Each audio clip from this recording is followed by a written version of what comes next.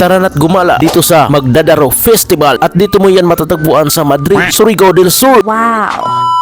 So magandang gabi sa lahat. At dahil nga nakasinabot yung tatlong mga kolokoy ay hindi na kami nagpatumpik-tumpik na puntahan yung Madrid para magkita-kita na din. Kasi ilang years na hindi kami nagkita-kita. Bumisita nga pala si Bro Won dito sa Madrid. At galing pa talaga ito sila sa Butuan City. Dati nga pala namin to kasama sa trabaho. At lumipas yung mga taon, medyo 8 years na din hindi kami nagkita-kita. Kaya ito nagkinitain na kami dito sa plaza para makapagbanding na din kasama ang kanyang asawa. At dito kami napadpad sa stall na misyon. Ang dami nga palang tao dito. At pera na lang talaga ang kulang. May mukha nga naman kami pero wala kaming mga pira at mukha lang talaga ang aming daladala. Chip in nga pala yung mga trip namin dito kasi layo pa ang sweldo at lisod na talaga magkalisod-lisod sa kalisod. Marami nga pala yung matatanaw mo dito lalo na't magsuroy-suroy ka at mag-sight-sight kung ano yung target lock mo, kung babae ba or lalaki, at kung gipit ka ay lumapit ka lang sa kapwa mo lalaki. Pero atik ka at yun na nga, bumili na nga kami ng mani para na masima-sima. Shout out kang Kuya Baldo. Yay! And shout out na din kay Kuya na nagbibinta ng mani kasi medyo pait yung inumin pag walang pulutan. At yun na nga, nagsidatingan na nga pala yung bagong dating napaparating pa lang at sinika niya ito sa kanyang ulo para may attendance check. Hinay sa tagay, kusog mamulutan, o ara, nagpakita na. At maganda talagang pumunta dito lalo na kasama mo ang mga barkada mo. Aside sa nag-inistoryahay na kayo ay nag-inusapay pa kayo. Yung tamang tambay lang, yung tama lang para may pang-uwi na din. Lost thread, yung tipong tamang chill-chill lang ba? Yung tipong pangdalawahang buti lang, kunting sayawan lang at uwian na agad para hindi na din tayo magkapandol-pandol pag uwi at baka mabwasot tayo sa kanal at baka mapaksi yung kilay natin. Ito na yung tinatawag na mahirap talaga magkalisod-lisod kasi nagpalabi ka og doy hakaw sa imong gusto. At dahil masarap pagkaluto yung mani ay bumili pa kami ng dalawa. Tag-20 nga pala yung serve ng mani dito. Mani, palit na mo dire. Tag-20 rang mani. Palit na mo dire. Kaya kung di mo mapalit, iyabo ko ni. Ay butangin ng mani para magkakaon na mi. Mani, tilawin na lagi mi. Lami pa mis mani. Tilawin na lagi mi.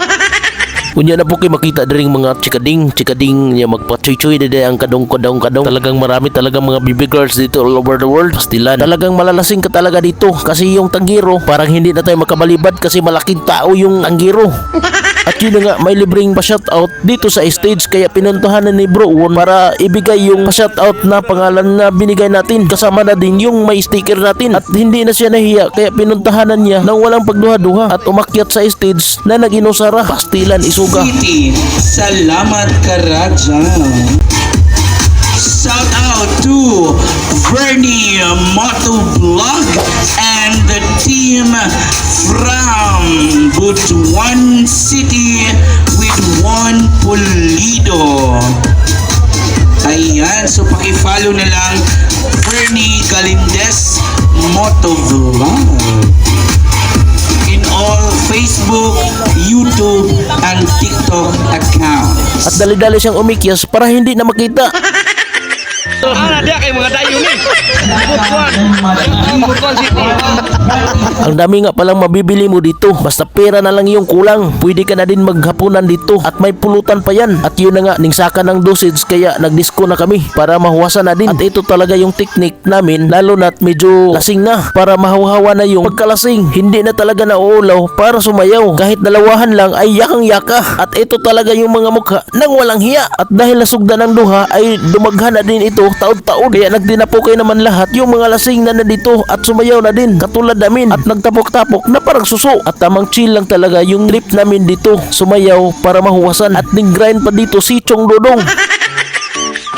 At mas bibo talaga yung disco pag maramihan ang sumasayaw. Kaya't ito na, sakto na ang dosage. Nagsisayawan na ang lahat. Pati na din yung mga batanon dito. At yun na nga, gipangsingot na at nanghawi na din yung mga kalawasan. At dali-dali na din kaming umuwi. Dahil na morning nga na tayo ng umaga.